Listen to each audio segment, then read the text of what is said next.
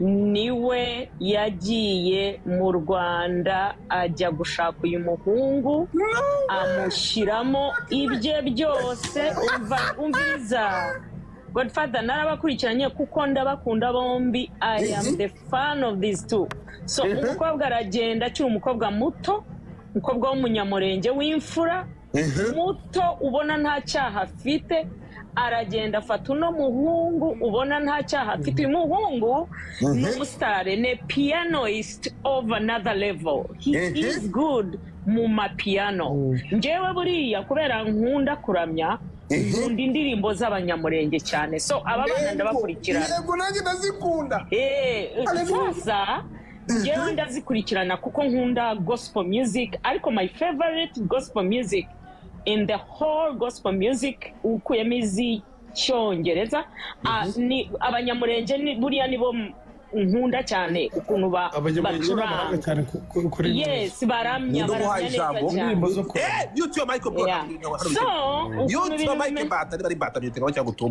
So ukuntu ibintu bimeze, so nagiye gukurikirana bano ino couple kubera nyine Nzungu, kubera acuranga ari umupianist mwiza. Kurikirana bariya ba Aime Frank ni my favorite, na ba Aime Vox n'abandi. So I am the fan of Nzungu first. So haza kuza Nyirasafari, uyu nguyu umukobwa muto mwiza uri very innocent, aba muri Amerika. Nyahumure aba muri Amerika. Araza abona umuhungu aramukunda, afata indege ajya mu Rwanda. Akora ubukwe byose, bajya no kwa Murungisabe abaha ikiganiro ukuntu baje gukundana. Icyo kiganiro ndakibuka. Yes, ukuntu baje gukundana. Uyu mukobwa avuga ukuntu yaje gukunda Nzungu, avuga life ye, avuga ukuntu n'umwana mwiza, muri make very innocent fellow I've ever seen this girl. So bakora ubukwe, bamaze gukora ubukwe, uyu mukobwa ari we yamushyizemo everything. Agaruka aza mu Rwanda. Nzungu we uretse gukanda piano nta nubwo afite amafaranga yo kugura box mu Rwanda. Hold on, ibyo ari byose he's great in the piano. Ibyo ngibyo ariko namumenye. Yes, hold on.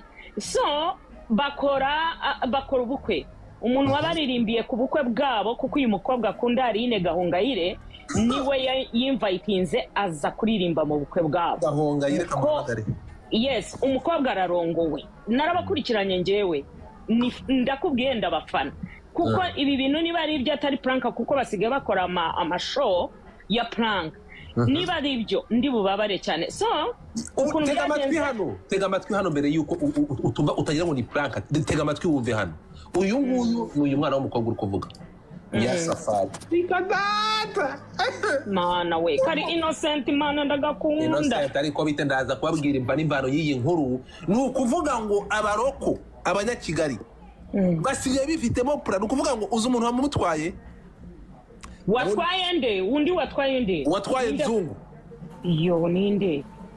Nawe ni umuntu wavuye. Turaje tubive muzi muraza murabimbwira mama nyabo. Nawe okay, njye makubwira nyine story uko nabakurikiranye kandi mbafana. Ubwo bakoze ubukwe bamaze mombe. Hold on, Godfather. Mu muting mic zanyu uwazamutse na muting mic ye. Mu muting tubaze abantu baze kuri igihumbi, please mute your mic. Mu meni mero ya Safari. Mu meni mero ya Safari ndakumva ndangiza. Bakora ubukwe, bamaze gukora ubukwe Aline Gahongayire araza arabonirimbira no mukobwa yakundaga Aline Gahongayire.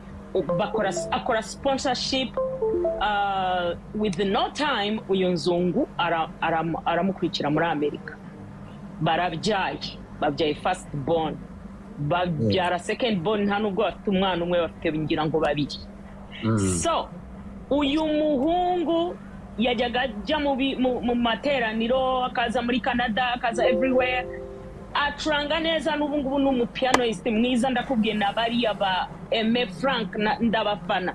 So njyewe rero niba ibi bintu byabaye nukuri ndababaye kandi bivuye ku mutima. Undi yikapo biteye ubwoba. Uyu Nyirasafari ndamukunda, nakundaga uno mugabo kubera acuranga neza umuntu akajya muri Holy Spirit ukumvira amanutse. Anyway, thank you. Iyi nkuru mu gitondo bayinzaniye murabyibuka gasuko ashaka ko tuyivugaho ndabyanga ko nari gikurura amakuru muzi ko nayivuzeho igice birababaje impamvu nayivuzeho igice ntabwo nashakaga kugira ngo mbe afite amakuru aha ngaha rero byagenze bite no way ry'Uwiteka ryatewe na sekibi murebe tuvuye mu Rwanda tuvuye mu mipuri yitiriwe abapasiteri itorero ry'Imana ryatewe Satani yateye itorero ry'Uwiteka mana manuka Uwiteka manuka uze utwike Satani yateye itorero ryawe aha ngaha rero wowe ukiri aho ngaho ndashaka kugira ngo wumve hano mbere yuko nkomezaho gatoya listen here uyu nguyu ni Nyirasafari mu magambo n'agahinda kenshi gashenguye umutima umva amagambo ye nije inshuti ntabwo ndishwe nyanze batangaye uyu ni je wabipostinze uyu ni umugore w'Nzungu wa mbere jewe ndageze mu mugore wiwe sinzi ibyo bipapuro bampaye nasinye hariya mu rukiko ariko uyu niwe mugore wiwe w'isezerano uyu niwe mugore wiwe ugiye kumuzarira uyu niwe mugore wiwe niwe first love wiwe niwe karamata naho jewe nitombe jewe ndamaze akandi jewe ndi umucafu jewe ntaco maze pipipipipipipi warugeze ngo ntabwo ari jewe farme ntabwo ari jewe anti-farme ntabwo ari jewe Nyirasafari nyahumuye ni jewe kubwire se na social security yanje menye ko ari jewe niko bimeze nshuti ikintu cyose kigira iherezo niyo herezo yacu no way ariko bazizina umwana w'umuntu avume ese ni jewe inshuti uzizera umwana w'umuntu avumwe mu nyandiko ye cyangwa ibyo Nyirasafari yashyize hanze yanditse ngo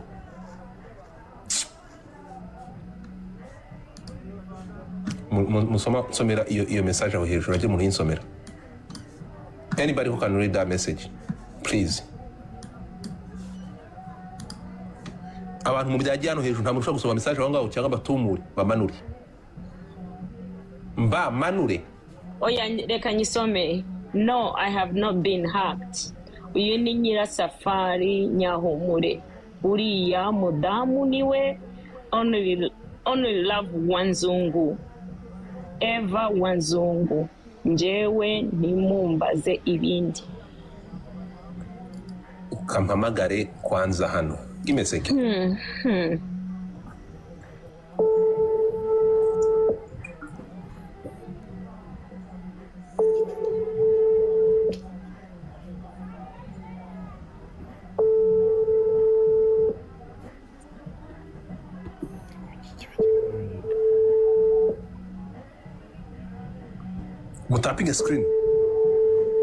mutapinge screen kandi azamura abantu bafite ikintu bazi kuri inkuru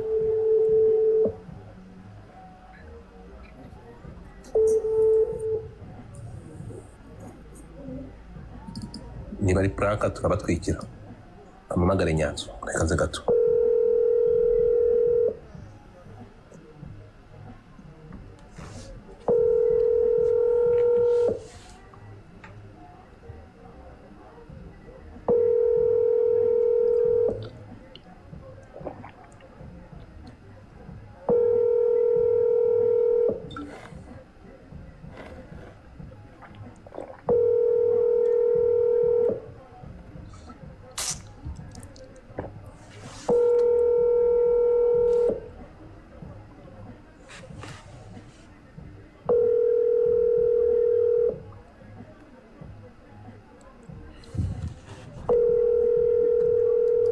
hanyuma wowe songa mbere wa mugenga we urambwira ngo ni pranka bakinnye hanyuma pranka bayikina gute ija mu ntambara zo muri Kongo pombafu ba mu ntambara zo muri Kongo va muri showbiz abana ba star ni byamamare shut the fuck up va hano tumuka ntongere kujya cyenda kuboroka stupid niba ari pranka reka zibe pranka ubwo ngo twishyure ngo dukore kuri pranka so stop no sense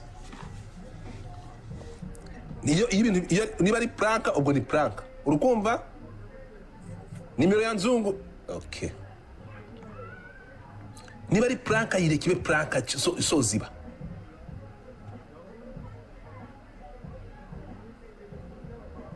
muve muri bikave uruhu kicucu prank so who are you wokumenya ngo bari muri prank muri tegatoye Godfather iyi nimero mpaye ni ya Nyirasafari iyo nimero mumpaye ni ya Nyirasafari nkeneye nimero ya Nzungu ntabwo naguhaye ijambo bro please kandi uri mu Rwanda ntabwo ugeze muri Amerika ute Stories muri Amerika nkeneye abantu bari muri Amerika bazi iyi kapo niba uzi kuri muri Amerika zamuka hari rero yimbe yinyohereze ya Nzungu yinyohereze umuntu utazi aba bantu I beg urabona ko igisataraje aduhaye story if you don't know this family hano dufite abantu babiri n'abastare disclaimer ntabwo tuya kujya hirya so murebe nukuri ko Imana mundebere iyi famille mundebere papa mundebere nukuri ko Imana check nje turabana hano turanasengana niba mubana munasengana uramaze urumva niba bashaka kwamamara mureke mbyese ko ari kwa promoting n'abavandimwe wa niba ari prank Imana ishimwe ukuri iki ai Nzungu aranyitaba Nzungu aranyitaba amagare ndetse twumve no so I think nje nkene nimero ya Nyirasafari uyu bambaye nimero ya Nzungu mumpereze ya Nyirasafari uri Nzungu yanyitaba yeah this is the guy nkeneye nimero y'umugore nkeneye nimero umuntu nkeneye nimero ye ukeneye guhumurizwa n'uyu nayo byo kuvuga ngo muraturanye namuturanye ubwo ngubwo it's okay niba ari no gutwika ubwo ngo mureke tubamamaze nkeneye abantu kwanza kamanze ndore Sandra uranyumva Sandra fungura mic yawe urebe yego ndakumva aba bantu urabazi yego ndabazi twagiye abonye ko nabyumva Njyaba ntabwo ari prank first of all abantu bari kuvuga ngo iyi ni prank ntabwo ari prank yawe na gato ya uriya Eva Eva ubu muretse gato ntabwo turagera kuri Eva sorry Eva turamugeraho muka Eva ndamwi Eva yacyari Eva ni wenyine Eva nk'icyamamare cyo kuri TikTok cyaciye ibintu bigacika nyiri minwa nyiri nseko muretse gato nyiri ndoro urumva sorry ikizungerezi turaza kumugeraho mu kanya reka tumaze tugere kuri iyi famille yagiye gukora ikiganiro abana abastari mwaje kuri kamera mureke kamera iyi plaka tuyibakorere that's why we are here musharinge live Godfather kunjye nyumva uko byumva cyangwa uko bizi uko mbizi abantu bari kuvuga ngo ni prank nta muntu aposting ibintu nkabira ngo ni prank ego mu mishe nyafase barabyivugira wenyine n'amajwi yiwe ntabwo ari prank kabisa Nyirasafari ko arankupa ego ni abantu dufana twese twubaha nje ndi umunyamurenge ego yes ndi proud yo kuvuga ko ndi umunyamurenge be proud sweetheart yeah ngwino hano kandi uko nyine turi mu bapanya uraza kwihangana yeah come on umuntu uvuga ngo ngwira ngo ni prank basanzwe bakora ama prank kuri TV tukabona kuri YouTube every day but that's not a prank at all honestly yeah Nishagaenda Nyirasafari afite cyane nunganiye gato ya Sandra uyu Nyirasafari dignity afite n'uyu nako cyane Nyirasafari dignity afite ntabwo yakora prank imeze gutya mu rugo rwe n'ibishoboka I know so recently aba bantu bajya bakora ama prank n'ubundi recently uyu mugabo yakoze prank umugore ava ku kazi araza amukorera prank ivuga ngo hari umugabo wamwandikiye niba barahuriye mu iteraniro yacyuzinga umugore we kumuca inyuma so yakoraga ibintu we yaba yakoze abihinduramo prank yo gukorera umugore we ngo hari umuntu wamwandikiye ngo hari umuntu bajyaga bavugana umugore arumirwa ariheba mbese atangiye no kurira umugabo aramubwira ngo ni prank iyo prank yabo narayibonye umugabo amwacyuzinga ko yamuciye inyuma ko umugore yamuciye inyuma. So back to the point, the guilt uyu mukobwa afite ntabwo akora prank ku rugo rwe bimeze gutya. Okay, reka tubanze tugire kugira ngo abantu babyumve mutubwire n'ibingi bari prank, ntabwo ari mwumve iyi audio. Est-ce que iyi ni prank? Mureke mwumve. Nije shukije ntabwo bishwe nyanza batangaje. Uyu nije wabipostinze, uyu ni umugore w'Nzungu wa mbere jewe ndageze mu mugore wiwe. Sinzi ibyo bipapuro bambaye masinye hariya mu rukiko, ariko uyu niwe mugore wiwe w'isezerano, uyu niwe mugore wiwe ugiye kumuzarira, uyu niwe mugore wiwe, niwe first love wiwe, niwe karamata. Naho jewe nitombe, jewe ndanatse akandida, jewe ndi umucafu, jewe ndacungaze pipi. Orogeze mu ntabwo ari jewe fani, ntabwo ari jewe anti-fani, ntabwo ari jewe umunyasafari nyamuburi, ni jewe. Kubwire se na social security yanjye umenye ko ari jewe. Niko bimeze nshuti. Ikintu cyose kigira iherezo. Iyi niyo herezo yacu. Iyi niyo herezo yacu. Ariko bazizina umwana w'umuntu avume. Ese ni jewe nshuti. So Sande zamuka hano. Hey. Sandra komeza. Sande shyira muri request. Ndababaye. So none ndavuga. Yego. Honestly, nimba ari prank ntabwo wayikora cyane cyane twebwe abamambure abanyamurenge. Ntabwo wakora prank nk'iriya ngo ushiramo ngo nje ngo umukazana wa mitabo. Urumva? Ngo niwe mukazana wanyu mushasha, ntabwo yakora icyo kintu, kirazira mu muco wacu wa kinyamurenge. Kirazira kuvuga sobukwe. Yavuze ngo iki? Yavuze ngo njewe ntabwo nyiri umukazana wa mitabo. Ya. Mitabo ntabwo. Yes, papa wa Nzungu.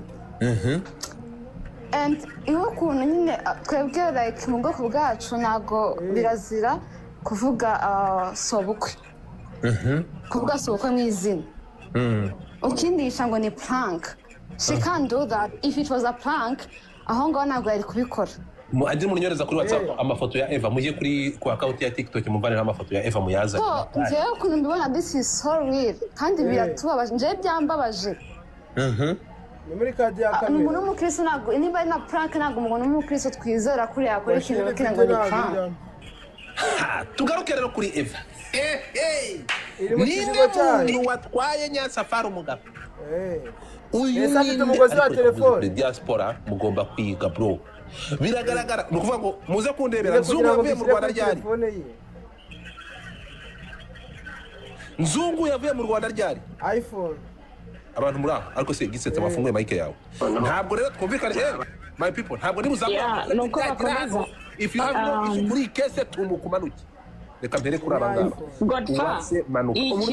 Umuntu udafite ikintu avuga, udafite amakuru kuri kese. Sometimes ibintu cyo tubyihorera. Okay. Ariko abantu yaranga kubishyira n'abantu bakije mwake service leta bigukorera. Bafite ibintu bitandukanye. Nge navuga. Yego. Kandi nkanariza. Ikindi cya kabiri nkanatanga n'ibitekerezo byadufasha muri rubanda. Hanyuma aba bantu urabazi? Abantu urabazi ndabumva. Ubaye mwanya yo kuvuga nuko waneganye ijambo. Yego. Nanjye ndavuga rwose. Nta kibazo nibo bazigumaho. Okay, gisesa bata aba bantu reka ntuje.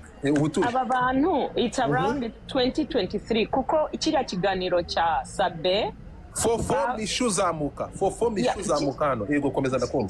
Kiriya kiganiro cya Sabe bakoze uyu Nyirasafari y'introducing umugabo we nibwo yari mu Rwanda aje gukora ubukwe. Icyo kiganiro rero cyaguha actual dates.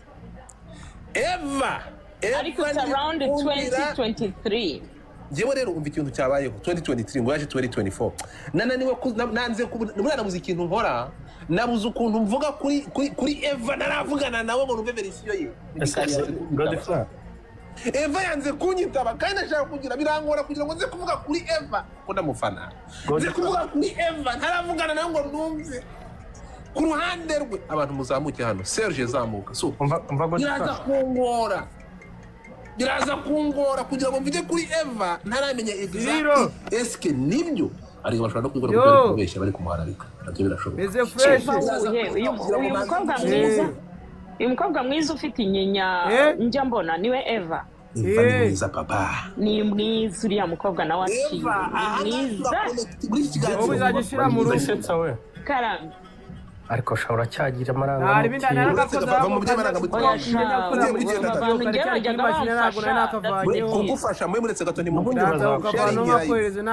bamfasha njyewe kwituriza baririmba kugenda hano ntabwo ariko bigenda mu muting Mike ntabwo ariko bigenda biramvanga ntabwo ngiyo ndiwe nakoze space ngo hanyuma nsahurane namwe ijambo bingibyo biratuma gahinda kanyica abantu kuri Twitter mwamaritse ibiganza Serge ngiye kubaha ijambo twumvikana ikintu kimwe gisetsa ahanga ibintu bimeze gutya mushyira amaranga mutima hasi ngiyo njyana na reality hano turaza kwatangira ngo ubutumwa ku ba diaspora n'abaroko aba bajene babiri tugiye guconnectinga dote nukuvuga ngo niba mubizi neza Eva nawe baramushipinze niba ntibe